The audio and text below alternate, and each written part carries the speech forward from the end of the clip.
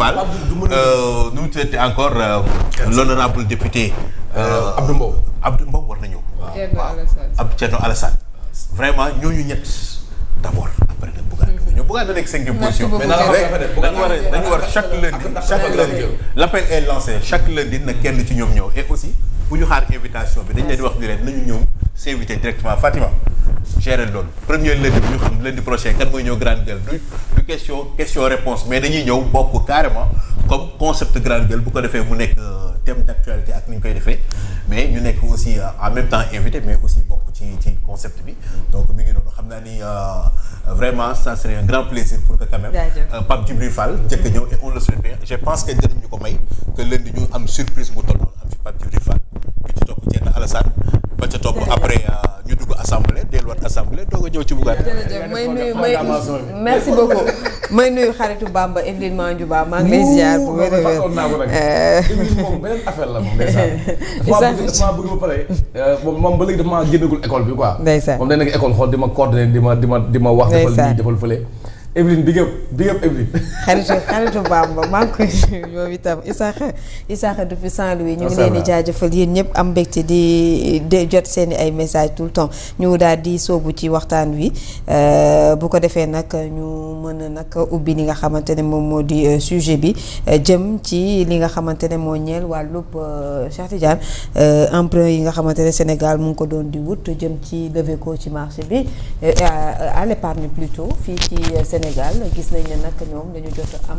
gouvernement bi ëpp na dañ doon wut 300 milliards la ñu fixé woon am nañ 364 milliards alors ñuy leb tout le temps ñuy gis ne ñu ngi leb waaye ba tey lañ ca nemmeeku moom moo di jafe-jafe yi tey la gën a bëri fan lañuy dugal boobee xaalis muy laaj bi nga xamante ne ñu bëree bëri bëgg nañ cee am ay tontu tey par rapport ak situation bi nan nga koy jàngatee ci levée boobu. waaw man de lépp Fatima kenn bañu ko ci réew. Dans tous les pays du monde, les gens empruntent de l'argent. D'ailleurs, l'Amérique reste le premier pays créancier au monde. Et li ci gën a doy waar c'est son plus grand ennemi économiquement moo ëpp ci en tout cas ci li mu koy lebal ci xaalis mooy la Chine. Donc lépp moom kenn bañu ko mais dafa am lu ñu miinoon ci depuis surtout avec Ablaye Wade maanaam ay bor yoo xam ne ay bor la yoo xam ne dafay dem ci askan wi directement muy impacté wala mu doon ay bor yoo xam ne dañ koy yóbbu ci investissement maanaam lépp pour tabax lépp pour réaliser lépp au moins pour nga nit ñi même buñ ko gisul léegi nga xam ne mais dans quelques années bor boobu dina am impact bi ci lii ak lii. Maintenant par rapport ak rapport yi fi génn yëpp ak coow li nga xam ne économistes yi woon nañu ko parce que ñun duñu économiste mais quand même mën nañu lire te dëgg nañu tuuti ci am nañ droit de regard am nañu tamit possibilité di diggalu nit ñi di comprendre xam nañ la bourse sénégalaise c'est une dette. Autant pour moi la dette sénégalaise c'est une dette qui inquiète man de elle m'inquiète mais elle inquiète les esprits avertis dafay inquiéter ñi nga xam ne xam nañu naka la Sénégal daan boroo xam naka la daan lebee xaalis ak fan la ko daan dugal mais nga dëkk ci leb rek gisuñu benn maquette boo xam ne maquette sax boo ko waxee mu compliqué tuuti gisuñu benn dessin boo xam ne dessiné nañu ko pour ñu naan au moins bor bii nga xam ne leb nañu ko dina dugg ci lii fu muy dugg lii moo tax ñu koy defar lii mooy impact bi dans le temps parce que aussi l'emprunt boo jëlee xaalis état ci nu muy doxee ci ni nga wala ñu jàpp ne noonu la état di war a doxee booy leb dafay am cause bi tax ngay leb maanaam nga naan je veux construire par exemple une université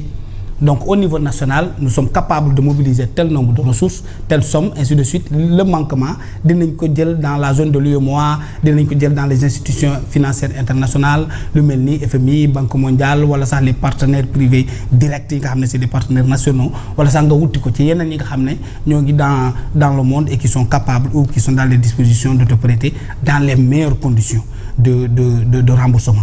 Maintenant le malheur de ce pays-là avec l'arrivée de ce régime c'est que les gens empruntent da ngay dégg ay milliards 300 milliards 200 milliards 500 milliards 50 milliards mbir mi di bari ba tey même ñun ñi nga xam ne ñun ñoo tax ñuy leb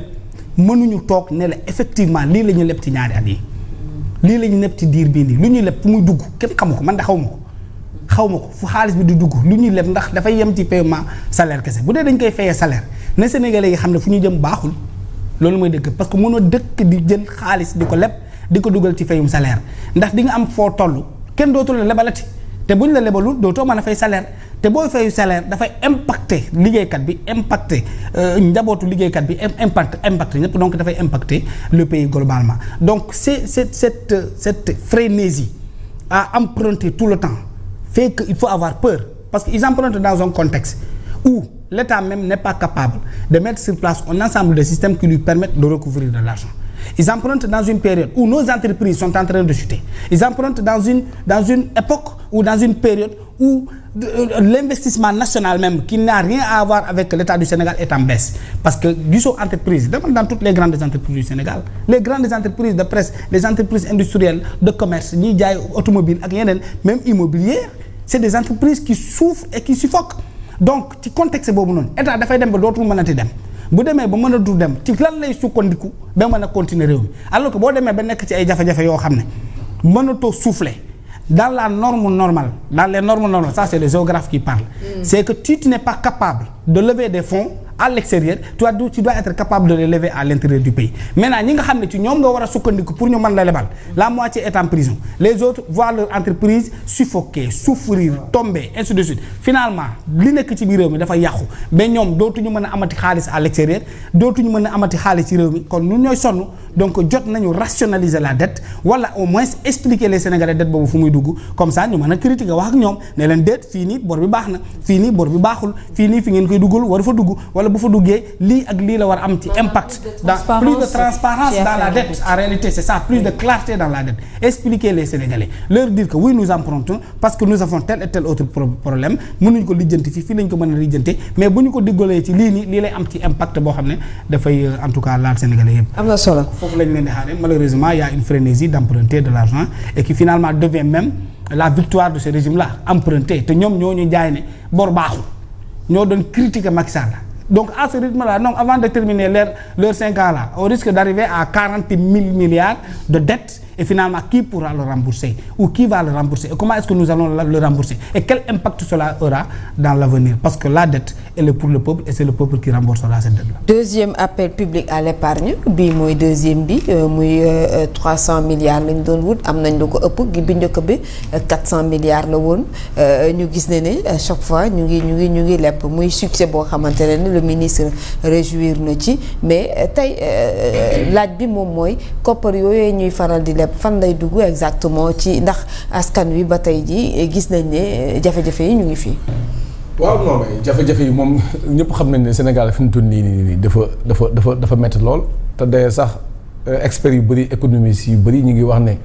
Sénégal ni mu métti nii ça fait très longtemps une décennie Sénégal mosul méttee nii. waaw et puis li gën a doy waar ba gën a doy waar mooy léegi dañoo nekk ci surcharge bu de dette maanaam dette bi dafa gën a bëri moom nga tuddee endetté